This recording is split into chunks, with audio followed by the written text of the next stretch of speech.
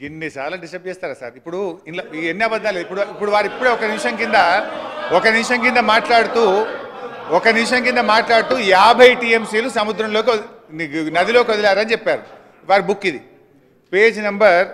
ఎన్ని అబద్ధాలు! రే రే రే రే గోబల్స్ నిజంగా వాళ్ళకి అవార్డు ఇవ్వాలి అధ్యక్ష. Page number 19 paragraph 1, 2, 3, 4 paragraph 5.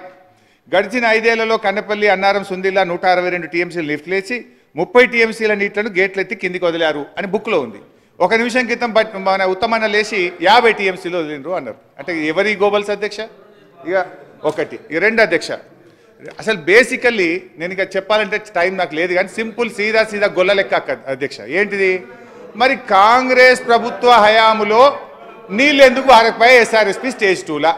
KCR వచ్చినాక మరి ఎందుకు 2 పంటలకు తుంగతుర్తి, కోదాడ, సూర్యాపేట, మహబూబాదు, డోర్నకల్లు పక్కాగా 2 పంటలకు నీళ్ళు ఎట్లా వారినాయి? కుల్లాయిగా. ఎందుకంటే సింపుల్ ముచ్చటగా మరి నిజంగా మరి ఆ రోజు అది కాళేశ్వరం నీళ్ళే కాకపోతే ఆ రోజు నీళ్లు పారాలి కదా. ఆ రోజు పారలేదు ఎందుకు, ఈ రోజు పారినాయి ఎందుకు అంటే పక్కాగా మేము ఆ నీళ్ళు ఇచ్చినాం. ఇది ఇప్పుడు టీవీలో చూస్తున్న సూర్యాపేటోళ్ళకో తుంగతుర్తోళ్ళకి తెలియదా? ఆనాడు కోదాడోళ్ళకి తెలియదా? ఆనాడు కాంగ్రెస్ ప్రభుత్వంలో నీళ్లు రాలేదెందుకు, కేసీఆర్ వచ్చినాకనే వచ్చినాయి ఎందుకు? గంతే ముచ్చట అధ్యక్ష. ఇకపోతే ఒక్క నిమిషం సార్, ఏం లేదు, నేనేమంటున్నాను, వారికి సబ్జెక్టు పరంగా పూర్తి స్థాయిలో అవగాహన ఉంది అధ్యక్ష.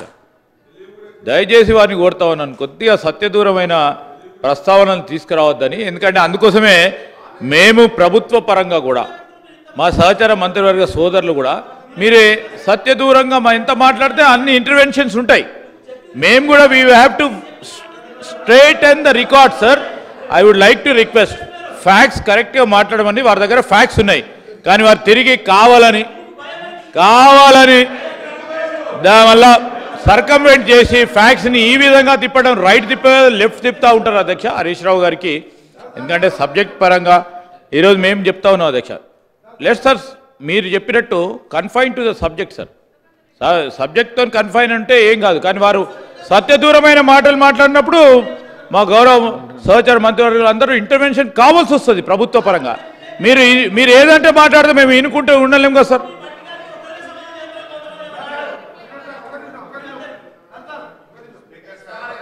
హరీష్ రావు గారు ఒక